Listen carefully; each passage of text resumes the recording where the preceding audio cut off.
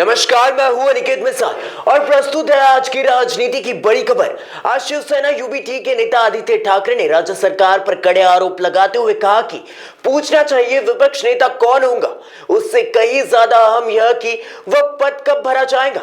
ठाकरे ने कहा कि फिलहाल विपक्ष का कोई आधिकारिक नेता नहीं है और यह लोकतंत्र के लिए चिंता का विषय है। ठाकरे ने आगे दावा किया कि वर्तमान सत्ता गुट के 22 विधायक मुख्यमंत्री के साथ ही जिस वजह से संभव है कि नए विपक्ष की नींव सरकार के भीतर ही डाली जा रही है।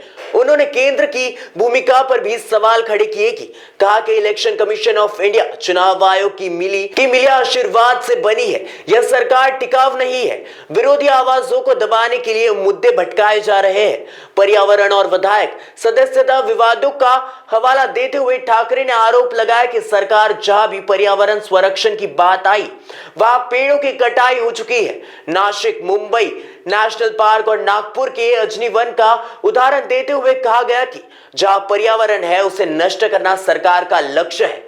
और अंत में उन्होंने सवाल उठाया, इस 7 दिन के अधिवेशन में सरकार आखिर किसे न्याय देने वाली है?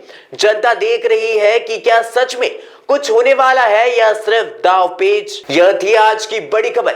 मैं हूं अनिकेत मिसाल। अगली अपडेट तक जुड़े रहिए हमारे साथ। आज सकाळी सुरू झाली की विरोधी पक्ष नेता कोण होणार, कधी होणार, काय होणार। मला वाटतं सगळ्यात महत्त्वाचं म्हणजे कधी होणार हा एक विषय आहे। महाराष्ट्रासारख्या राज्यामध्ये एवढं निवडणुका झाल्यानंतर निवडणूक आयोगाच्या आशीर्वादाने बहुमताचं सरकार बसलेलं आहे आणि तरी नेमकं कोणाला घाबरतायत हे, कशाला घाबरतायत हे? विरोधी पक्ष नेता वरच्या हाऊस मध्ये असेल किंवा खालच्या हाऊस म्हणजे आमच्या विधानसभेत असेल किंवा विधान परिषदेत असेल, दोन्हीकडे नसताना सरकारला नेमकी कशाची भीती आहे? बरं, असं झालेलं आहे की सरकारमध्येच 2 विरोधी पक्ष नेते तयार होत नाहीत ना, असा देखील प्रश्न कदाचित मुख्यमंत्र्यांना पडला असेल आणि म्हणून कुठच्याही बदल झालेला आहे विरोधी पक्षाच्या प्रस्तावाच्या ह्याच्यात या अफवांवर विश्वास ठेवू नका। कोणी बातमी पेरलेली आहे, कधी पेरलेली आहे, कुठच्या माणसाने पेरलेली आहे आम्हाला सगळं माहित। पण एक लक्षात घ्या तुम्ही, जे आमच्या कानावर येते की सत्ताधारी जे बाक आहेत, एक पक्ष 2 गट असे जे आहेत, त्याच्यातून एका गटामधून 22 आमदार मुख्यमंत्र्यांच्या हाती लागलेले आहेत। जर तुम्ही गेल्या एका वर्षाचा अभ्यास केला तर त्यांची कामं असतील, त्यांना फंड असेल, चांगला मिळालेला आहे आणि उठ सांगितलं उठ, बस सांगितलं बस, उडी मार सांगितलं तर उडी मार, असं ते आता मुख्यमंत्र्यांच्या इशाऱ्यात नाचायला लागले। नेमकं कोणी ह्याच्यातून धसका घ्यायचा हे ज्यांनी बातमी पेरली आहे हे त्यांना कळेल। मला वाटतं काल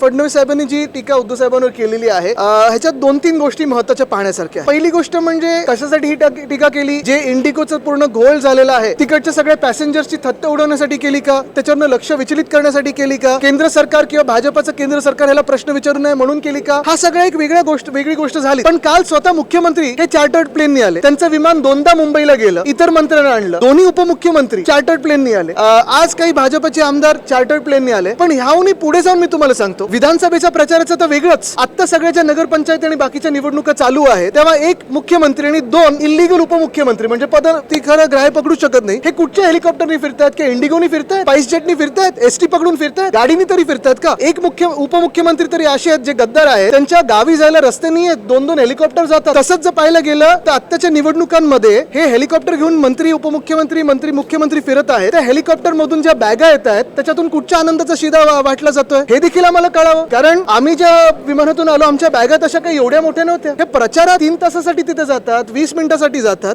पण आनंदाचा शिदा ह्या मोठ्या बॅगेतून घेऊन जातात। हा कुठचा वाटप नेमका होतोय? आणि म्हणून मी तुमचं सगळ्यांचं लक्ष पुन्हा एकदा ह्या गोष्टीवर आणतो की आपल्या देशामध्ये 2014च्या आधी किती वेगळे एअरलाईन होते बघा, आणि नंतर 14 नंतर हे एअरलाईन मारत मोनोपोली झाली आणि केंद्र सरकारचं देखील ही एअरलाईन ऐकत नाही अशी दादागिरी करून केंद्र सरकारलाच हे उत्तर देणं गरजेचं आहे। नुसतं एका मंत्र्याला नाही तर केंद्र सरकार नेमकं काय करतंय ह्याच्यावर प्रश्न आहे। रुपये बघा पडलेला आहे, 90च्या पुढे गेलेला आहे।